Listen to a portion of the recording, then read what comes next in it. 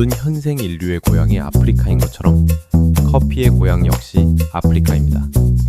특히 커피 애호가들이 선호하는 아라비카 커피의 원산지는 에티오피아입니다. 아라비카라는 이름은 학명인 코페아 아라비카에서 비롯되었습니다. 식물의 학명은 대체로 원산지를 반영해 붙여지기에 사실 이 커피는 코페아 아프리카나 혹은 코페아 에티오피아라고 불렸어야 더 타당했을지도 모릅니다. 1753년 스웨덴의 식물학자 칼폰 린네는 이 커피에 코페아 아라비카라는 이름을 붙였습니다. 그는 인류의 학명 호모 사피엔스를 명명한 인물이기도 합니다. 당시 린네는 커피의 진짜 고향이 에티오피아라는 사실을 알지 못했습니다.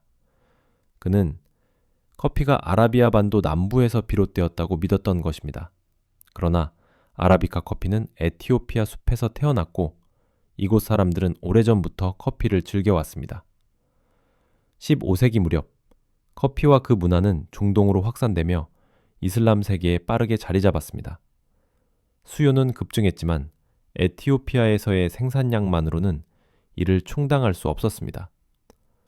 16세기 중반 예멘을 지배하던 오스만 제국은 에티오피아 토종 커피를 예멘으로 들여와 재배하기 시작했습니다. 이 과정에서 야생 커피는 인류 역사상 처음으로 순화되어 농작물이 되었습니다.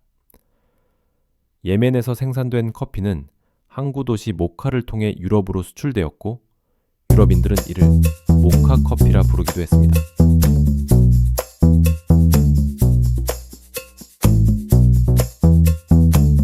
커피의 역사는 여느 농작물과 다릅니다. 에티오피아에서만 자라던 아라비카 커피가 전 세계로 퍼져나가는 과정에는 언제나 강력한 정치경제적 세력이 개입했습니다. 18세기 초반부터 본격화된 근대 커피 산업은 유럽 식민주의와 긴밀히 연결되어 있었습니다. 주지하듯이 대규모 식민지 커피 플랜테이션은 네덜란드 식민지 인도네시아 자바에서 그리고 프랑스 식민지였던 부르봉섬에서 처음 시작됩니다. 이후 19세기 후반에는 식민지 커피 플랜테이션이 아프리카 전역으로 확산되었고 그 중심에는 영국, 프랑스, 독일 같은 유럽 열강이 있었습니다. 당시 식민지 원주민들은 강제 또는 반강제 노동에 시달려야 했습니다. 커피는 그들에게 향기로운 기호품이 아니라 고통과 억압의 상징이었습니다. 지금도 유럽 식민지 커피 플랜테이션을 기억하는 대부분 지역에서 커피는 결코 선호되는 음료는 아닙니다. 그러나 에티오피아만큼은 달랐습니다. 이 나라는 아프리카에서 가장 오래된 역사를 지닌 독립국으로 단 한 번도 외세의 식민지배를 받지 않았습니다. 식민지 커피 플랜테이션의 노예노동, 이 기억이 없습니다. 이들에게 커피는 향기로운 기호품입니다.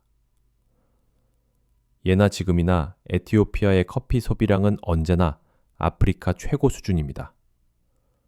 그러나 에티오피아의 이러한 독립성과 자주성은 아이러니하게도 그곳 근대 커피 산업의 시작을 늦추는 요인이 되기도 했습니다.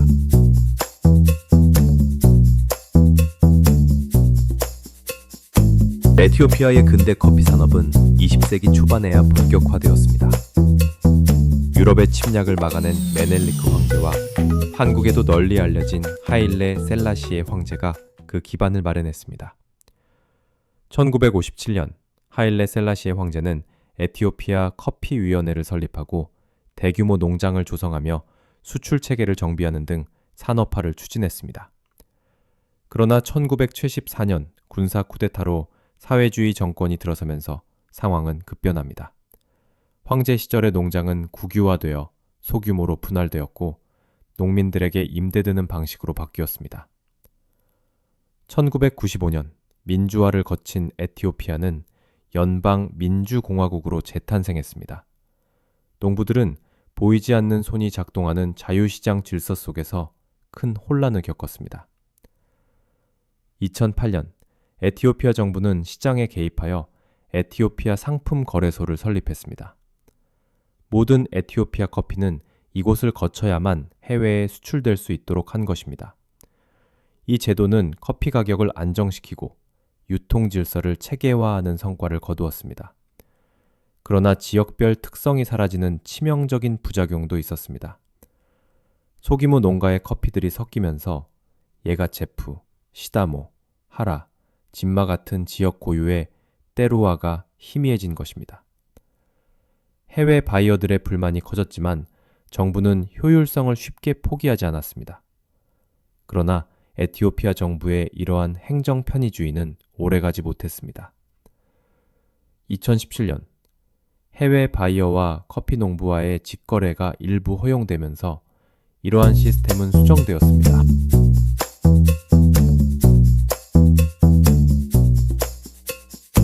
에티오피아 국민의 약 25%가 커피 산업에 종사하고 있습니다. 커피는 국가 전체 수출의 약 30%를 차지하며 에티오피아 경제의 핵심 산업으로 자리 잡고 있습니다. 그럼에도 대부분의 커피 농부들은 여전히 빈곤에서 벗어나지 못합니다.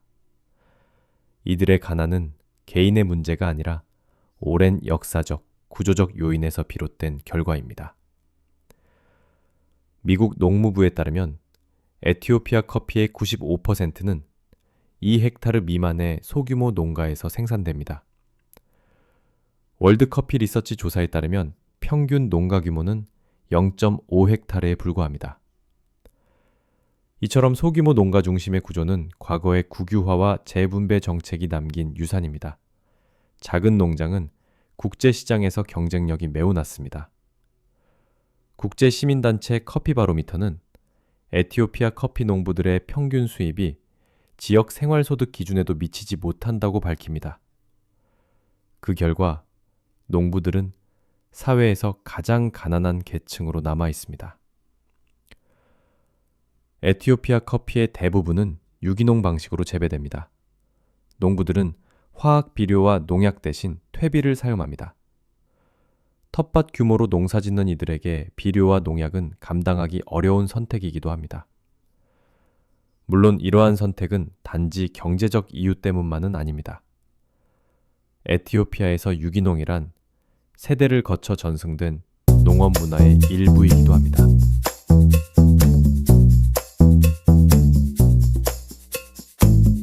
커피 전문가들은 에티오피아 커피를 다음과 같이 설명합니다.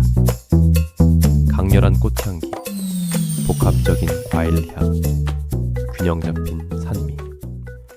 에티오피아 커피는 특별하고 고유한 향미 때문에 많은 이들의 주목을 받습니다. 물론 이 독특한 향미 때문에 오히려 선호하지 않는 이들도 있습니다. 커피 향미는 객관적으로 규정하기 어렵습니다. 취향, 경험, 기억에 따라 다르게 인식되기 때문입니다. 에티오피아 커피의 특별함과 고유함에는 선명한 이유가 있습니다. 커피 생육에 최적화된 생태 환경, 유기농과 같은 농경 문화와 농부들의 진심, 그리고 이곳의 토종 품종. 특히 에티오피아 토종 커피는 향미뿐 아니라 유전적으로도 매우 건강한 품종으로 알려져 있습니다. 주지하듯이 전 세계에서 가장 널리 재배되는 아라비카 커피는 티피카와 버번 품종입니다. 이 두 품종은 16세기 중반 에티오피아를 떠나 예멘에서 육종된 에티오피아 커피의 후손들입니다. 그러나 약 300년간의 집중적인 육종 과정 속에서 이 두 품종의 유전적 다양성은 크게 줄어들었습니다. 이는 곧 기후변화와 병충해에 취약한 품종, 즉 생태 환경적으로 건강하지 못한 품종을 뜻합니다. 반면 에티오피아 야생에는 아직도 6,000종 이상의 토종 커피가 존재합니다.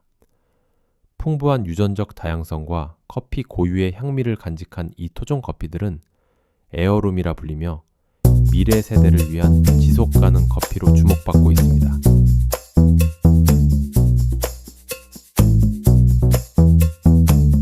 2000년대 초반 전 세계 커피 시장을 뒤흔든 게이샤 신드롬. 이 신드롬의 시작은 에티오피아 토종 커피였습니다. 1930년대 중반 에티오피아 게샤 지역에서 새로운 품종이 발견됩니다.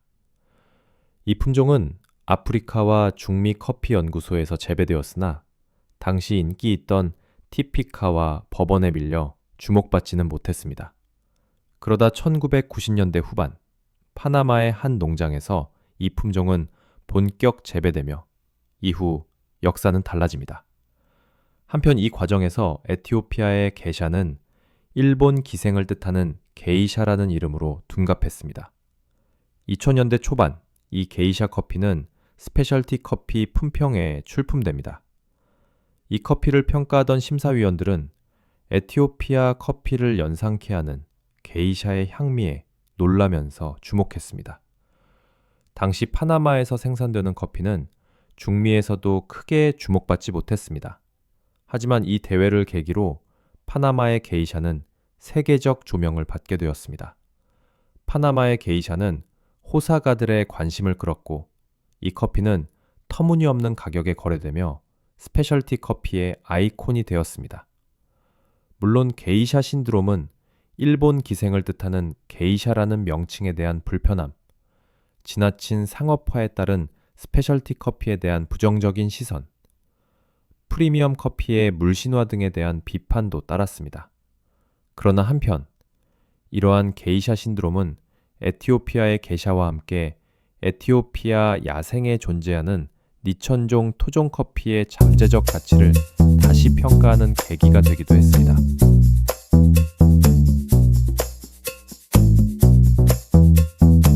에티오피아에서는 커피를 커피라 부르지 않습니다. 이곳에서 커피는 분나입니다. 세계가 모두 커피라 부를 때 커피의 고향인 에티오피아에서는 여전히 분나라 합니다. 이곳에는 분나 마프라트라는 오래된 커피 문화가 있습니다. 사람들이 함께 모여 커피를 마시며 공동체의 정체성과 유대를 확인하는 사회적 의례입니다. 이는 오늘날 세계가 공유하는 커피 문화의 원형이자 본질이라 할 수 있습니다. 지금도 에티오피아 도시 곳곳에서 분나 마프라트라는 커피 의례가 이어지고 있습니다. 예나 지금이나 이곳에서 커피는 사람과 사람, 문화와 문화, 사회와 사회를 연결하는 매개체입니다. 에티오피아는 커피의 고향이자 세계에서 가장 오래된 커피 공화국입니다.